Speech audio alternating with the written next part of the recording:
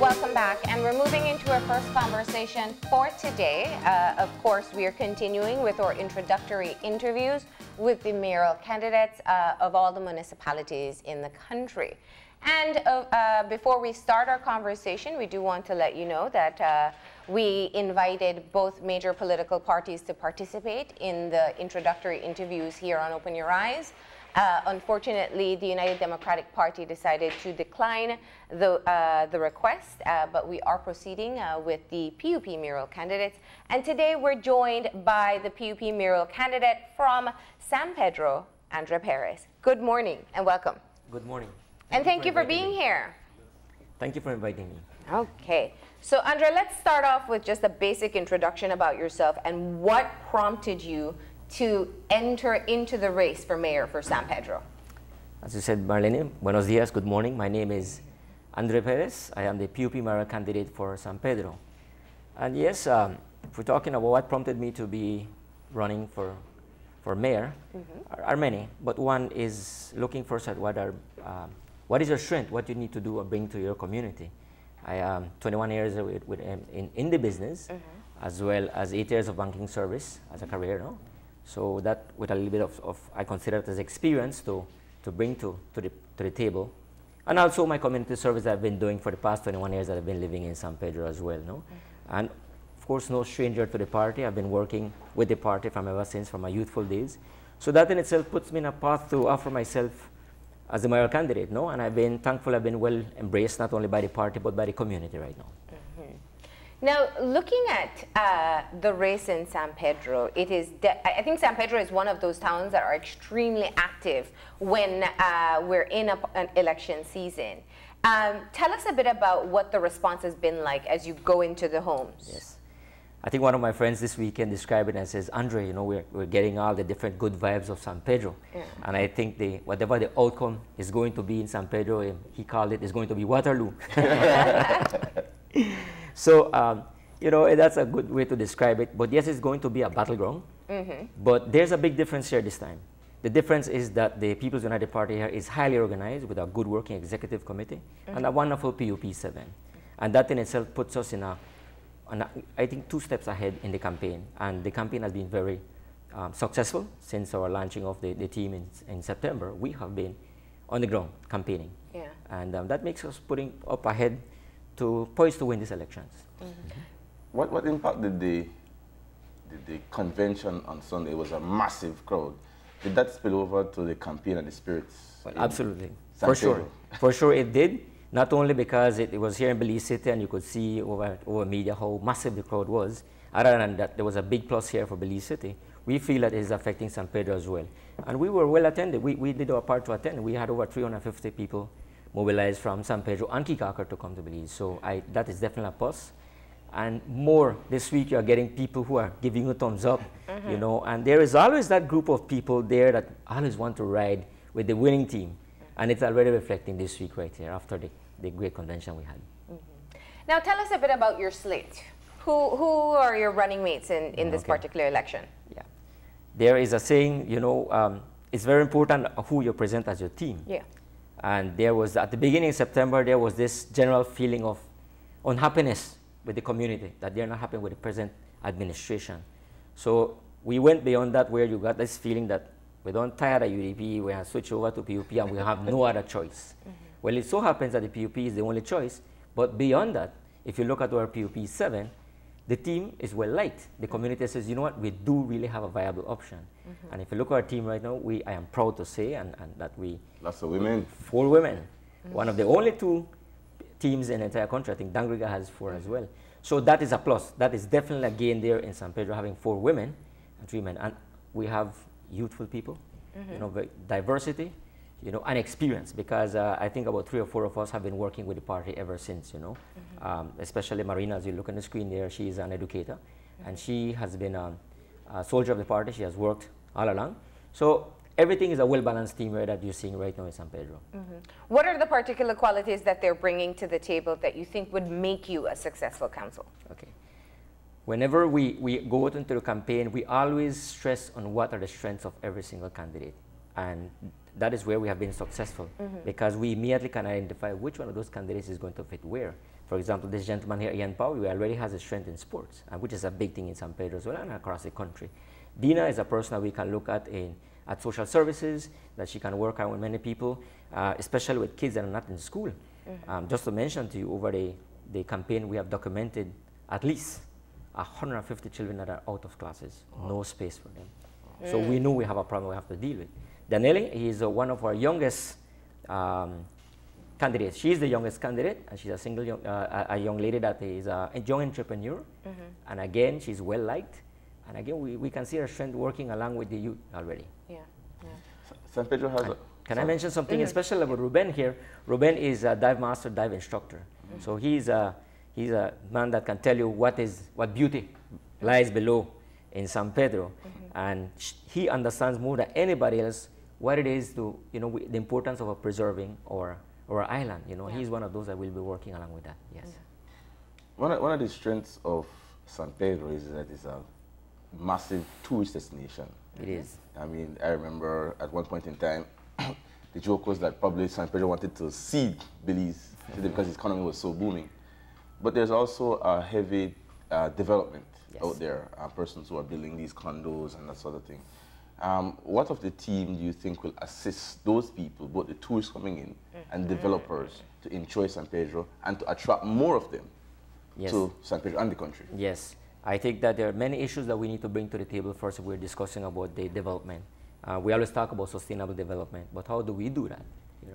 And that is where we feel that this town council is going to play a major role. In fact, we have to do a leadership role, which is virtually non-existent right now. In terms of the growth, it is growing. Condos are going up, especially if you go on the north side of the island, it is growing. But we believe that this council has to reach out there first and work with what is going out there. And I know for a fact that there is no control there, especially when it's building codes being violated. We know that for sure. And also when it comes to revenue collection and property taxes, that is also in a disarray. So these are the things that we have to put together to work with these people. And certainly it has to be a partnership with the council and with the community and with those that are planning to come in and invest. Because we have to create that atmosphere as come in to invest.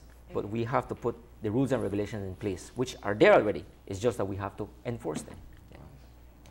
Now, I appreciate what Kevin said in terms of the development of San Pedro, and if I'm to use an analogy, I'd say San Pedro wears great makeup, and it has blemishes underneath. Because I want to get to this point, and there's always this juxtaposition with the beautiful condos that are on the beachfront, but there are people who really live in abject poverty on the island as well. And I think that one of the things I would imagine as a leader of that municipality is ensuring that the business community feels like it can thrive, because it needs to. Yes. And it needs to not just for San Pedro, for the rest of the country as well, as the main tourist destination, but also that the lives of the people who are living on the flip side are also improved as well. Tell me about what your priorities are in being able to, if you're elected, to change this stark different reality between the business community and some of the people who live there. Yes. As you said, about the makeup, that's the truth, that is reality. And we have been blamed, the People's United Party, we have been blamed for bringing to light at the national level the plight of San Pedro. Because there's two sides of the story. You look at all the beautiful beaches, diving, snorkeling, you name it. It's a beautiful place, don't get me wrong. You still can go there and enjoy the beauty of San Pedro. It is still there. We must preserve it. However, on the other side of the island, and on the story itself, there is all is not well. Yeah. And we have already, it's well documented, the pictures that we have been sending off, that the housing is something that non-existent. People living in abject poverty. You guys talk all the time about Belize City and the London bridges. We have that there as well. So we have a population of 20,000 people working. And these are the very same people where they're living that have to get up 4 in the morning to wade through these muds and everything and reach out to the restaurants to start the breakfast for tourists. And these are the things against this backdrop that we are campaigning right now, that these people need urgent attention. And we can identify 2 or 3 places immediately that upon being elected, we will have to address. And yes, when you talk about people moving in from all the different districts seeking jobs. Unemployment is high across the country. These are the very same people that end up staying there. And they move along with the entire families. And what you end up creating is, apart from looking for jobs, husband and wife and children reaching, and this is where we're having 150 children not attending school because we don't have enough space there. So there's a lot of work to do. And you can see the pictures there and the way conditions people are living. It is unacceptable. And it is sometimes at times shocking. And my team has seen it. My team has really seen it, and they understand that. They understand the role, what they need to do. Now, I appreciate what you're saying, because it really leads me to ask the following question. Obviously, your role as a municipal body is not necessarily to get the children in school, and it's not necessarily to build housing projects. So how do you plan, or what strategies do you have in place to be able to address these issues, especially functioning as if you're elected as a mayor? Okay. And under a UDP administration? Certainly. We are not campaigning that we're going to build a school. We're not campaigning that we are going to build hospitals. What we are campaigning on is two things. One is getting the financial mess in order in the council, but at the same time, we believe that this present administration is very passive, very much, it's a UDP town council, a UDP minister, a UDP government in Baumapan, and that's pretty much what is needed for a town council to run. Well, for the past 15 years, we've seen it, and nothing is happening. And what we need to do is, and I've been chastised already that day when I was getting passionate about it, that I was coming after the minister to twist his hand, if not in the name of the tongue, I'll break your arm or whatever, And, it was taken as a joke, but there's a symbol behind it, that when we get elected, apart from dealing with the woes of the tongue, with the streets, the trash and crime, which is a big thing, we have to be advocating to central government as well. We have to be making noise, we have to be liaising, and we have to come to the minister, and I've said it publicly, we're coming for you, because comparing that and letting the people know, and San Pedro as well knowing that 38% of the revenues collected in Baumapan, central government, comes from San Pedro. Wow. That translates to approximately $150 million per annum. So with these things in place, we have to bring it to light and start to demand from central government what needs to be placed in San Pedro. And that is going to be a role of the town council. And we will not stop at it because it's long overdue. And what do you feel is your strength in being able to negotiate the type of changes that you would like to see within the island? If you take the approach that you're taking now, and you said you joked about how you would go after the minister, if you're elected, it may not mean that it will be a great relationship in the start. So how will you negotiate any additional resources coming in? Yeah. First of all, I believe it's the incumbent on the minister when we win that he needs to come and work along with us. And I already publicly stated that I am extending my hand to work along with him. So I'm expecting him to do his part. So that's one. Secondly, I believe that my strength is when it comes to negotiations, when it comes to the financial aspects of the community, I believe my strength is there. I don't like to be bragging about it, but there's a fact, and it's well documented. Back in 2007, it was a UDP town council with a PUP central government. I was instrumental in that team to secure. At that time, the UDP council was we've always had problems with the streets. And at that time, the mayor of San Pedro wanted to pave the main street, what is called Barreef Drive. And there was no funds. And we were discussing that how can we approach the PUP government to give us a loan, And they gave an estimate, I believe it's $3.8 million. That's what the figure they asked. So I agreed to jump on board to negotiate or to mediate between the UDP council and the PUP. And it came back, and we worked it out, and it came back as a grant, and it wasn't a loan. Wow. And I played part in that. And it comes to negotiation, diplomacy, and showing the figures and showing your reports, and the need is there, and we were able to justify that, and we got it. So I consider that my strength, and I will continue to do so in the future upon elected, that we will have to work with what is there. And working with the council, we know the finances need to be cleaned up, but at the same time, that doesn't mean we're going to let go to central government and say we can do things on our own. No, we can't. The political side of it, though, is that you have a minister who has a very powerful portfolio and has been successful in successive elections. How much of it is about municipal politics in terms of what is being done and not being done, as opposed to just the minister flexing before the general elections to say, I'm still strong, And so you become an afterthought. When I'm talking about the municipal election, become an afterthought in his, or in the politicians on a whole, looking to the broader picture of the general elections. Yes.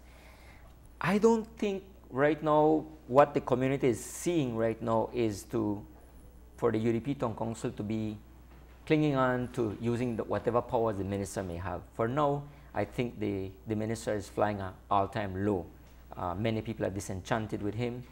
The promises that he has been offering are never materialized, making big promises.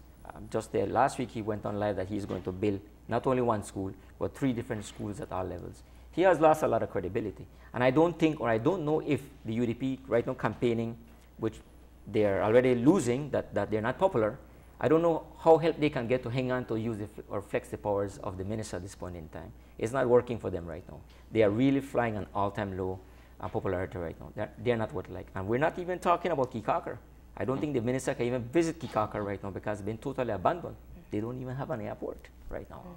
So I don't see that connection of him flexing his for his muscles is not working. Yeah. One of the areas that we have seen the current mayor speaking quite often and strategizing about is one of the main concerns of many San Pedranos at this point in time, and that is crime. Yes. And I think it has been interesting to see his approach in getting involved, understanding very well that typically crime is handled by the police department. Talk to us about what you feel you can do to address the situation that is ongoing in the town. Yeah. Well, he has been successful at isolating himself and saying, this is not my job, this is the job of the police department, you know. And certainly that is not the way to approach crime. We believe, and we have been campaigning, that there are 5 key issues that is affecting San Pedro right now. The issues are many, but there's 5. And when we talk about the financials, when we talk about the streets, when we talk about trash collection, when we talk about the traffic problem, because it's major. I was going to get there, don't worry. And crime is really something that has been priority number 1 at this point in time, because with crime comes a lot of problems, and we are jeopardizing the entire tourism industry. What we are proposing, we know obviously that when elected, we have to lead. It cannot be, we cannot be saying it's the police department. We have to lead. And how do we do it? It's immediately establishing a working relationship with the police department, identifying what are the problems. We do know that there is corruption within the department. There are certain police officers there that are involved in bribery and all of these things, allegations. I want to make it clear. But talking with them, working with them, and thirdly is reaching out to the partners, business sectors, and all the different people who have a stake in there. Yeah. And trust me, these are the people that want to come on board, but they want to see a responsible town council. They want to see someone to lead, and that is our role, to lead. We have had many suggestions that what we can do, but even the private sector is saying, you know, we want to help. The other day there was a discussion about putting up cameras. Now, cameras is not 2 cents, but if we're talking about different business companies adopting the cameras. Have you gotten commitment? I find it interesting in San Pedro with the crime situation, because if we're to reflect years back when San Ignacio was facing an issue with upsurge in crime, it was the business community, particularly those in the tourism sector, that stepped forward and made the investments that were necessary, and they saw a significant reduction. Have you spoken to people from the business community as to whether or not they would commit to being a part of the solution to the problem? Even before you reach out to them, they are already reaching out to you. They are reaching out. The business sector is already reaching out to us and says, Andre, how can we help? And that is unprecedented. We had never seen that before in the past 15 years. So when you see the business sector or the private sector coming to you and telling you they want to work along with you, that is a big plus for us, and it's saying something that we are heading on to an elections that we are well on the victory. So we have that already set out. They have approached us. How can we help? So we know when to reach out to them, not only for crime, but for other additional things to pave streets, and they will help for sure. You know, we keep on talking about crime like crime is this thing that exists by itself, but there are things that feed into crime, and I think one of the major things in affecting the crime issue in San Pedro, correct me if I'm wrong, is drugs. And I'm not only talking about the business of drugs, I'm talking about usage. Is there anything in the pipeworks from your campaign and what you intend to implement as policy to assist to alleviate a drug problem? Yeah. You know, the drug problem is is everywhere. We would need to backtrack first. Why is it that we have an increase in drug use and the peddling of drugs? And that is, we are well aware of that. I would say, in terms of policy, there is something that we need to work along with the high schools and with the junior college as well, and on the youth on a whole, that we will need to work with.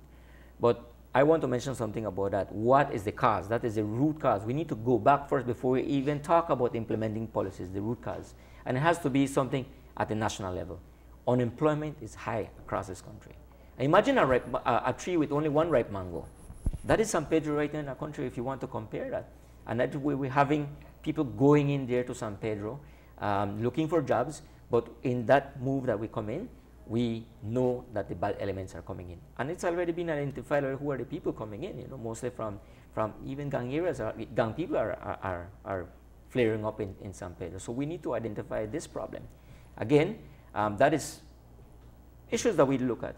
But policies and implementing, we need to start working with the youths. They need to start to be exposed to the dangers of these things. And I don't want to be talking about taking drastic measures because, you know, sometimes it can create problems. But it cannot be ignored, having drastic measures. I was reading the other day about a community as small as San Pedro where at the regional level, where they were talking about a curfew for young people, you know. I'm not saying we're going to do that, but these are the different things we need to do. And education, education, education is key to it, working with the youths. Now talk to us about fiscal responsibility. One of the things every municipality will face is being able to manage their own finances. If you are elected, you'll be working under a UDP central government. We've already addressed that. But what do you feel you can do to be able to earn enough to make the changes that you want to make? Okay. And do so in a transparent manner. Absolutely. That has been the hallmark of our campaign. Transparency, accountability is what we will do when elected. And we've made a promise as well that we need 60 to perhaps 100 working days to come up with a complete financial report. In other words, it means to hire an independent auditor. And we are looking as well as what is our annual revenue base, which it hovers around $5 to $7 million per annum. So we know that that is the figure we're looking at, as well as looking at our cost. You know, we need to look at that as well. What is the operating cost of that town council? We know there's a lot of waste there right now being done. And thirdly, looking at our debt portfolio. We do know that they have a lot of loans all over the place. And certainly we are looking at options such as debt consolidation, which is going to have to happen.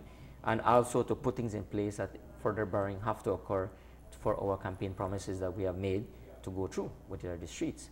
But in terms of the finances right now, Ms. Marlene, I want to share with you that whatever we do collecting in San Pedro is never enough.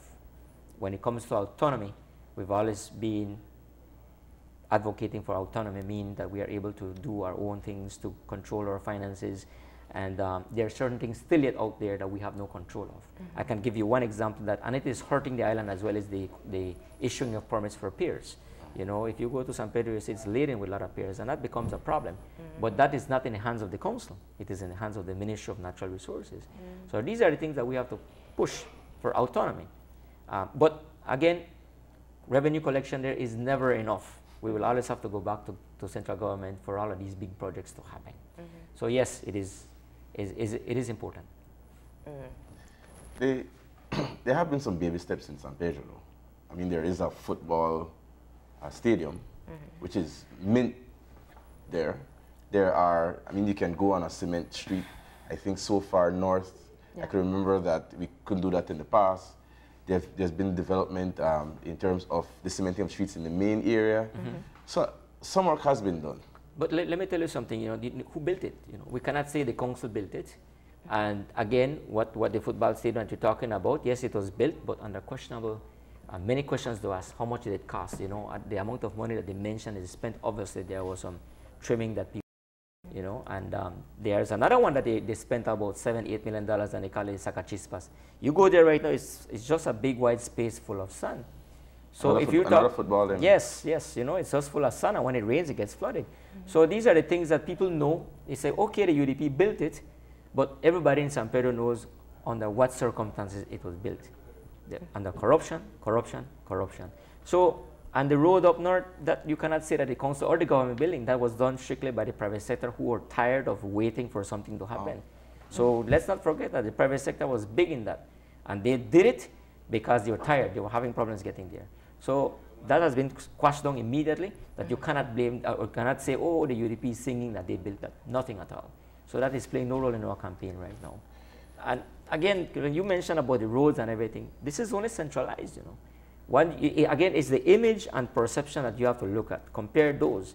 You get to San Pedro, yes, the main streets are paved, but go to the backs. Go to the DSC area.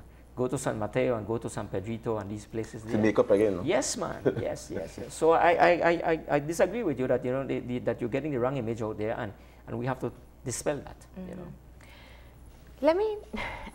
It's interesting, and for people who don't live or haven't visited San Pedro often enough, I think when we say that there's a traffic problem, they'll probably laugh. They're trying to figure out how golf carts get into a traffic jam. But there is a substantial issue with traffic on the island. Absolutely.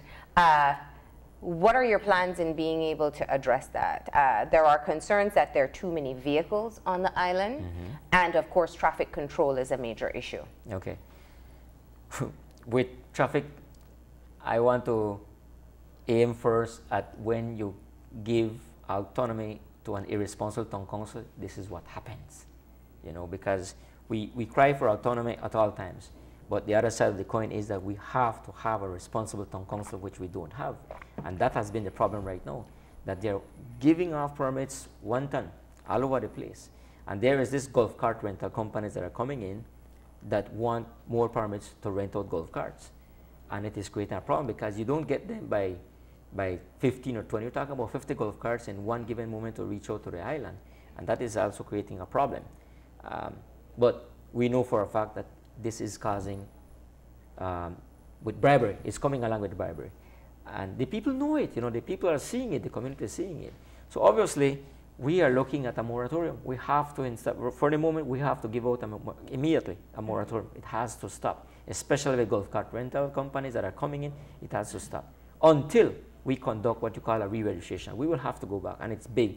We've made the promise as well. We have to go back because there is no information of how many vehicles there, how many golf carts.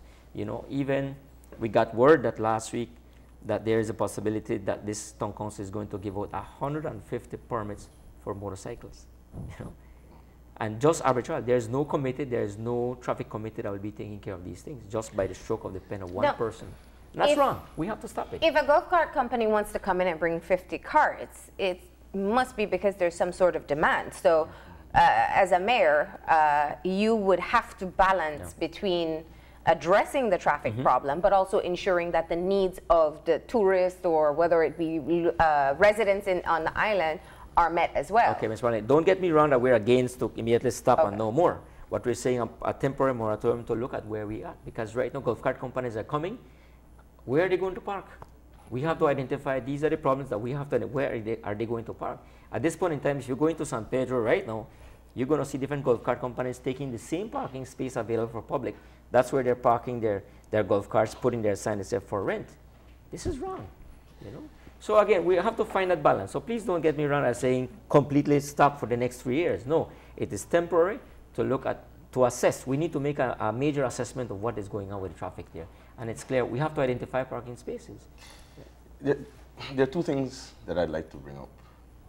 In terms of your vision for the future of San Pedro, if you're elected mayor and after you leave office, there must be a long-term vision as to where San Pedro is going. And if I could just bring it back to transportation, do you believe that the golf cart phenomenon has outlived its time? San Pedro is so large that environmentally, these little batteries with these little carts, has the golf cart phenomenon outlived its time? And where's the future of San Pedro in terms of transportation? And 2, I don't believe that there's any public transportation in San Pedro. Isn't that a step for the council? And why has it not been done? That's a lot of questions. Okay. No, I think I can take care of it, you know, because they all falling together, you know. In terms of the golf cart, you know, it continues to be a novelty. You know, when you see people reach here and they drive a golf cart, it continues to be, well, like when the tourists reach and they can drive a golf cart. Part of the appeal. Yes, that kind of. But in terms of batteries, the golf cart, the history of golf cart has evolved. It's no longer, you rarely see golf cart that has the batteries. It's just the battery to start up because it's all engine, you know. Yeah. And they're economical. Don't get me wrong, you know, a golf cart that takes 3 or 4 gallons can last you an entire week to be driving around, you know. So that novelty is still there. But public transportation is something that we are looking at and we are campaigning, and we certainly will have to sit down to implement. It has to happen because the tongue is growing, and although it's a narrow island, it's very long from north to south. And for now, public transportation, we're discussing about for the children that need to go to school. And this is something that we are looking at to work along with there are associations of taxi that are there together, and they will be forming what you call a federation. And we cannot just say, rule out these people and says, you know what, you're out of this picture. It's a partnership to work along with them to say how we can create a public transportation. And that is in the very near future, for sure. It is already long overdue in San Pedro. Would that be an unpopular move, though, because it would cut into the revenue of some of the taximen and the economy that goes around? It won't be an unpopular move because it will be involving them as well. We are planning on having them come on board to join, to form this, you know. I'm not saying going to give them the options that they will take care of it, but working along with them. So they will be kept abreast, they will be kept in consultation with them, because we know I understand that it's the bread and butter of these people, but it will be done. Now, Andre, San Pedro is one of those areas where the political divide based on parties is extremely strong. Yes. And given your very extensive history with the People's United Party, how prepared are you, if you are elected and you have a mixed council, to have an inclusive council work towards all these ideas that you have?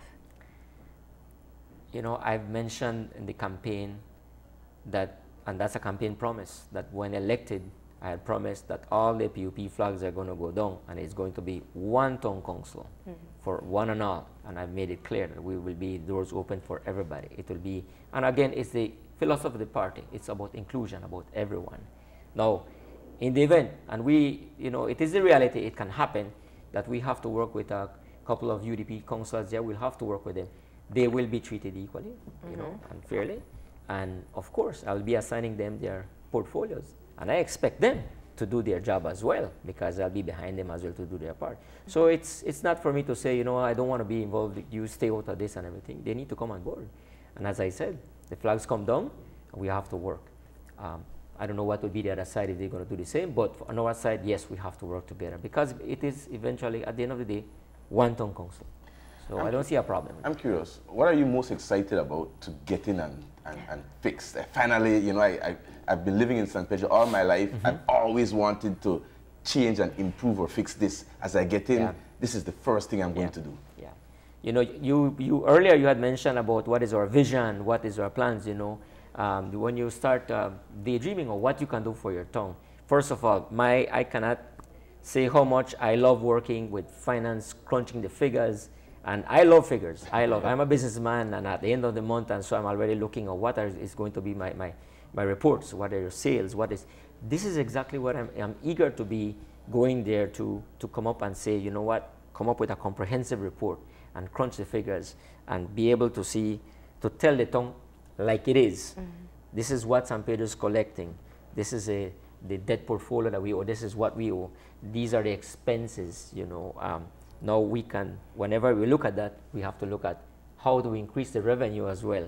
And that is what I like to work with, you know. I like the figures. We need to increase revenue so that we can do projects, you know, whether we need to go and borrow at the regional level, because remember, we can do that now, but we need to have a responsible council. So I believe that one is my strength, and I'm excited to do that, you know, because I consider myself, that's my strength. That's my strength there, and to really come up with reports and give it to the people. Are there currently financials, public financials? None whatsoever. None at all? None at all for the past 15 years. In fact, the last report, the comprehensive report that came out last 15 years was under PUP government, and it's still there documented. There has been none. If I go maybe further, the last elections, I believe 2015, under pressure, the mayor came up with a little PowerPoint figure there. And we're trying to see all the figures there. And there was one figure I can remember vividly, miscellaneous expense, $585,000 for miscellaneous expense. Wow. At that time, it constituted like 12 or 13% of the revenue, miscellaneous expense. Something wrong, man.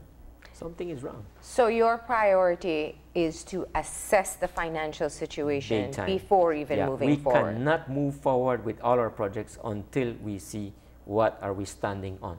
What is our foundation? Is it weak? Is it empty?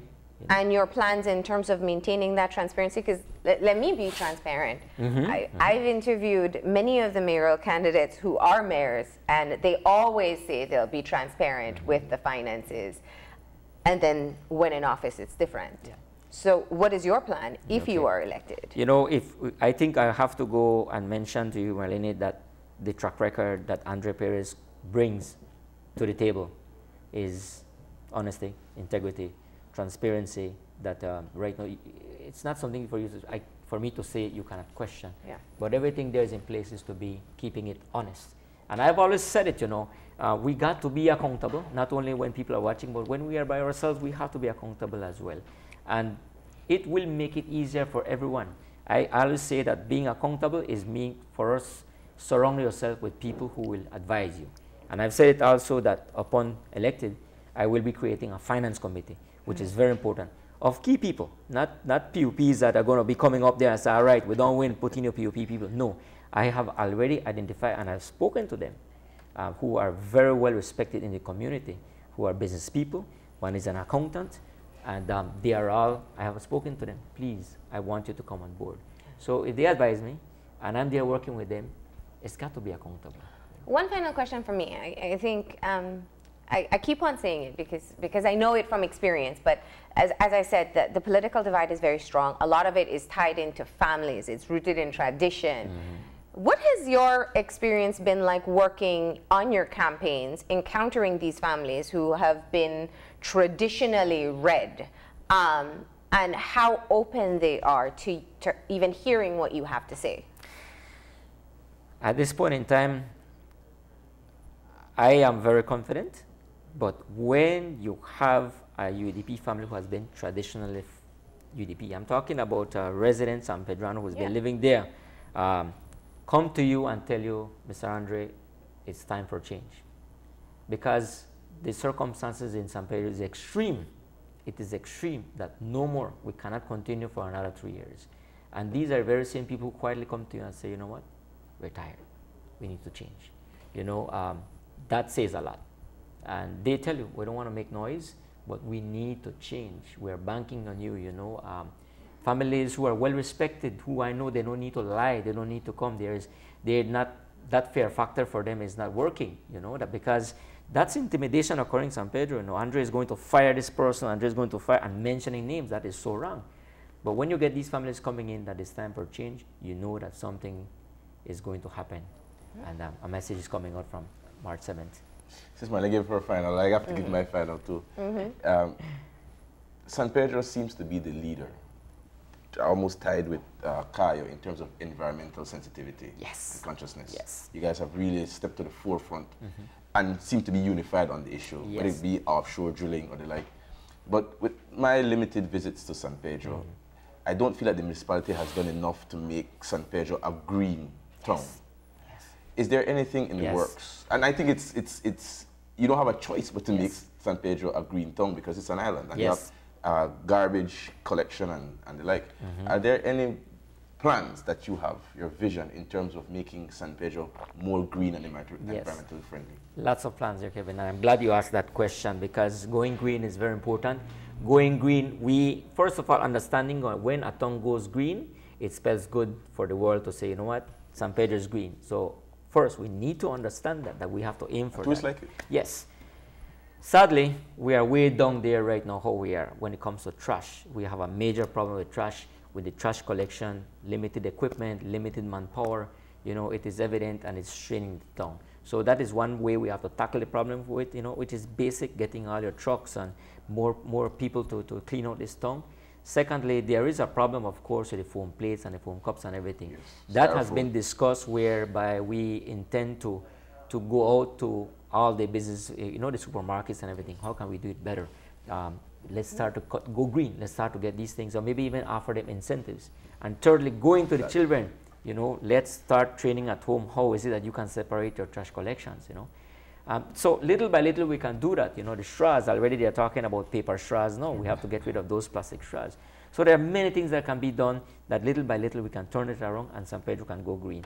And we can go green. I like how you talk about incentives to, yes, because the council can to remove styrofoam, to somehow, and that's where I guess where autonomy comes in, that you can give incentives to bring in biodegradable material, to encourage some recycling company to come into the island to assist with that. So, and we have to lead by example, Kevin, because I don't want to get personal, but my company, I have a company, a bakery, and I have over 8 employees. And I am the only bakery in the entire country that I'm proud to say my plastics are biodegradable. Wow. And they started like that, you know. And that has been well received there on the island as well. So it's part business, but again, doing the right thing. So in that manner, we have to lead. We lead by example. Like so you tend to translate that? Yes, yes. Okay. That's good news. All right, Andre, final words before we wrap up this conversation. I thank you very much, Marlene, for having me here. But I think I want to close off by reaching out to the electorate who vote in San Pedro, to everybody, not only in San Pedro, but across the length and breadth of this country. Here we are, the PUP 7, and it is March 7, the elections are coming, and we humbly reach out to you to vote for the PUP 7. I believe that after 15 years of abandonment, what is really has happened is abandonment, and we are going down a slippery road, and knowing that the PUP 7 is a viable option, that we do have plans. It's not only about rhetoric, it is about having our points there to carry out.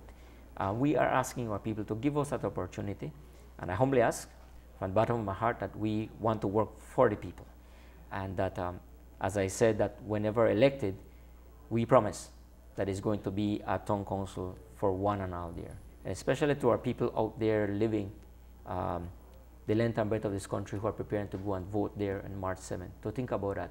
Why is it that we are suffering in San Pedro? Because of the many problems that exist at the national level.